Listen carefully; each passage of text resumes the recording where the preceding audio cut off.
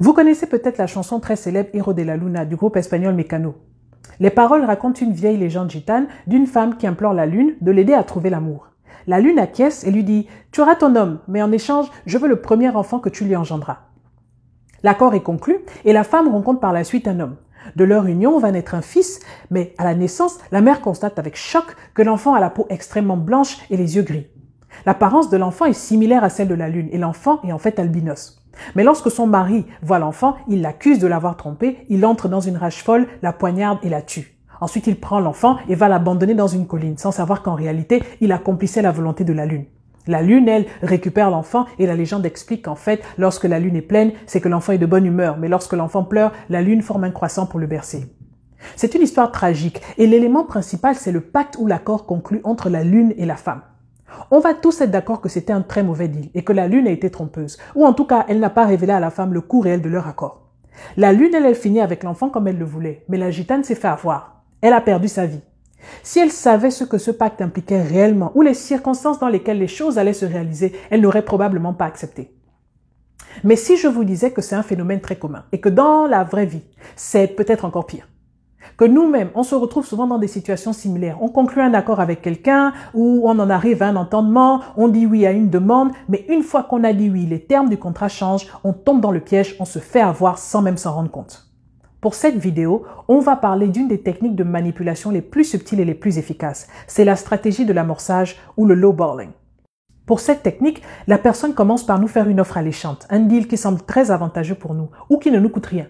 Et forcément, elle obtient notre accord. Et une fois qu'on accepte, elle augmente les coûts et nous révèle les clauses cachées du contrat. Imaginez que vous cherchez à acheter un téléphone, vous voyez la vitrine d'un magasin qui vous dit dernier modèle disponible juste pour 200 000 francs CFA. Ça correspond pile poil à votre budget et vous bondissez sur l'occasion, vous entrez dans la boutique, on vous montre le téléphone, vous testez les fonctions, ça vous plaît. Vous dites au vendeur ou à la vendeuse que vous voulez le prendre, vous choisissez votre couleur. Vous faites la queue et au moment de passer à la caisse, le vendeur ou la vendeuse vous dit « Ok, 200 000 francs, c'est le prix hors taxe. Avec taxe, ça fait 215 000. Les écouteurs, c'est séparé, c'est 25 000. » Vous dites « Ok, il n'y a pas de souci. » Ensuite, le vendeur vous explique « Et le téléphone, en fait, est bloqué. Donc, on doit d'abord le débloquer pour que vous puissiez l'utiliser et on doit le formater pour que ça puisse capter le 5G. C'est 25 000 francs. » Vous dites « Ok, pas de souci. » Et vous vous retrouvez à sortir du magasin, le cœur en joie, avec votre téléphone, après avoir payé 260 000 au lieu de 200 000. Mais qu'est-ce qui s'est passé? Le vendeur avait l'intention de vous faire payer 260 000 depuis le départ, mais il a affiché un prix bas pour vous attirer et compter sur le fait qu'une fois qu'on a accepté une demande, c'est difficile de nous désengager même lorsqu'on nous révèle des frais cachés. La toute première étude sur ce phénomène a été menée en 1978 par Cialdini, un chercheur américain, et ses collègues. Ils ont contacté certains étudiants de leur campus universitaire et leur ont demandé s'ils étaient intéressés à participer à une étude. C'étaient tous des étudiants qui prenaient un cours d'introduction à la psychologie, et on leur a dit qu'en échange de leur participation, ils gagneraient des points en plus. Maintenant, pour tester la technique de l'amorçage, certains participants ont été informés dès le départ que le rendez-vous serait à 7 h du matin, le mercredi et le vendredi, parce que le reste du temps, soi-disant, la salle était occupée. D'autres, par contre, ont été manipulés. On leur a juste parlé de l'étude et de la possibilité de gagner des points. Et une fois qu'ils ont dit oui, qu'ils ont dit qu'ils étaient intéressés, on leur a dit « Ok, en fait, c'est à 7 h du matin qu'il faudra venir parce que le reste du temps, la salle est occupée. Est-ce que ça vous va ?» Et quand ils précisaient d'entrée de jeu qu'il fallait aller sur place à 7 h du matin, seulement 3 personnes sur 10 se sont portées volontaires. Lorsque la méthode de l'amorçage était utilisée, donc on vous demande d'abord si vous voulez participer pour gagner des points. Une fois que vous avez dit oui, on vous révèle qu'il faut être là à 7 h du matin. 6 personnes sur 10 acceptaient. Et on peut penser que c'est peut-être parce qu'ils voulaient avoir des points en plus. Mais l'étude a été répliquée 3 ans plus tard par une autre équipe de psychologues qui a poussé le bouchon jusqu'à dire aux participants, après qu'ils aient accepté de venir à 7 h, « Ah, en fait, désolé, on vient de se rendre compte qu'on pourra même pas vous donner des points en plus pour le cours. Donc, est-ce que ça vous intéresse toujours de participer ?» Et là, même sans aucun avantage, les participants confirmaient qu'ils voulaient y aller. Mais pourquoi dire oui, alors qu'au final, l'offre n'est plus intéressante et que ça demande plus de sacrifices qu'on ne le pensait? Dans l'histoire du fils de la lune, la gitane, elle n'a pas le choix. L'enfant est déjà né, elle découvre qu'elle s'est fait avoir. Mais dans le cas du téléphone ou celui de la participation à l'étude, on a le choix de simplement refuser et de dire « Ah non, merci, maintenant que vous m'annoncez tout ça, ça va aller, c'est gentil, mais non. » C'est techniquement vrai qu'on a le droit de dire non, mais c'est plus difficile à faire qu'on le pense. Pourquoi ça marche? La technique de l'amorçage est un peu comme celle du pied dans la porte, dans le sens où on commence petit pour agrandir.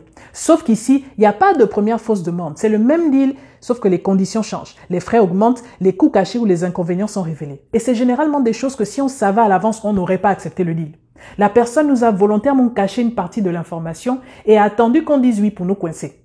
La technique parie sur la psychologie de l'engagement. C'est le fait qu'après qu'on ait décidé quelque chose, on soit prêt à faire ce qui est nécessaire pour aller jusqu'au bout, même s'il faut mettre plus de temps, plus d'argent ou plus d'efforts qu'on avait prévu ou convenu. On se concentre sur l'objectif à tel point qu'on devient résistant au changement. Pour l'exemple du téléphone, on regarde le stade du processus, on se dit ça fait déjà un petit moment que je suis là, j'ai testé le téléphone, je suis déjà à la caisse, je suis rentré avec le but d'acheter ce téléphone, je suis proche du but, tant qu'à faire, je paye, je pars. Ensuite, tout comme pour la technique du pied dans la porte, on a créé un rapport avec le vendeur et c'est compliqué de se faufiler. Surtout qu'ici, on a déjà dit oui. On a déjà conclu un accord et on se sent encore plus obligé de l'honorer. Mais même si on n'avait pas parlé avec le staff, l'être humain a naturellement peur de paraître comme quelqu'un d'inconstant, comme quelqu'un qui n'est pas fiable. Surtout si on est en public. On va se dire, mais qu'est-ce que les autres vont penser de moi? Je suis déjà dans la queue, il y a d'autres clients autour de moi. Ils vont dire que mais elle n'est pas sérieuse, il n'est pas sérieux. Tu arrives jusqu'à la queue pour finalement dire que tu n'achètes pas.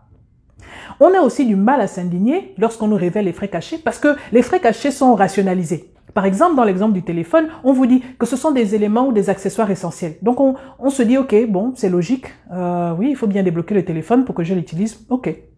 Un autre aspect de la psychologie de l'engagement, c'est qu'on amplifie les aspects positifs d'une décision et on est aveuglé par les avantages. Le téléphone est exactement ce qu'il me faut. Il y a toutes les dernières fonctionnalités, la qualité de l'image, les photos, n'en parlant même pas. Dans ma tête, c'est déjà mon téléphone. J'ai dit que je devais l'acheter et je serais déçu de repartir sans.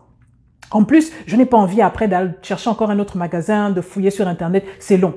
Donc même si techniquement, on a le choix, tout ça là contribue à ce qu'on appelle l'illusion de l'irrévocabilité. C'est la fausse perception qu'on a parfois que faire marche arrière, ce n'est pas une option. Donc, c'est quoi la leçon? L'engagement peut être une très bonne chose. Ça nous aide à être des gens de parole et ça démontre notre intégrité. Si par exemple on décide de maigrir ou de travailler sur un projet, on ne se laisse pas abattre par les limitations et les échecs temporaires. On fournit plus d'efforts pour arriver au but. Et il n'y a aussi rien de mal à être quelqu'un de flexible, même lorsqu'on a conclu un accord avec quelqu'un. Par contre, ça peut être un outil très facilement utilisé pour nous manipuler. L'amorçage, c'est une stratégie de marketing très célèbre. Dans certains pays, on rajoute les taxes seulement une fois que vous êtes arrivé à la caisse. Certaines compagnies, par exemple compagnies d'internet, vont vous dire l'abonnement c'est 45 $ par mois sur la fiche et une fois sur place, on va vous dire en fait ça n'inclut pas les frais du modem, l'installation, l'assurance du modem et vous finissez par payer 65 $ par mois.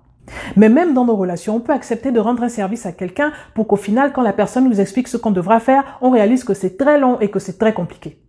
Dans les relations amoureuses, parfois, on se met avec quelqu'un pour se rendre compte une fois dans la relation qu'il y a des choses que l'autre nous a délibérément cachées. Et il ne s'agit pas d'un simple défaut. Généralement, la personne a attendu qu'on tombe amoureux ou qu'on s'engage pour nous dévoiler la vérité.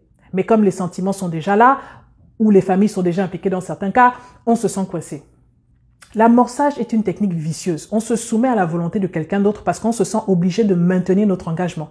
On est déjà investi, on a honte de changer d'avis et d'être vu comme le mauvais ou la mauvaise personne ou la personne qui n'est pas fiable alors que c'est l'autre qui n'a pas été clair, que c'est l'autre qui nous a trompés sur les termes du contrat. Les gens qui utilisent cette stratégie sont capables de nous faire faire ce qu'on n'aurait jamais fait et de nous faire accepter ce qu'on n'aurait jamais accepté, tout en nous faisant croire que c'est notre propre choix. Alors voilà, c'était tout pour Afropsychologie aujourd'hui. La semaine prochaine, on va parler de 2 autres techniques de manipulation qui ont un processus complètement différent, mais qui peuvent être tout aussi efficaces et tout aussi vicieuses. Si cette vidéo vous a plu, merci de liker et de follow la page La Minute Afropsychologie sur Facebook. Surtout de commenter, ça me permettra de savoir si vous avez des questions et de les adresser lors d'une prochaine vidéo ou d'un live.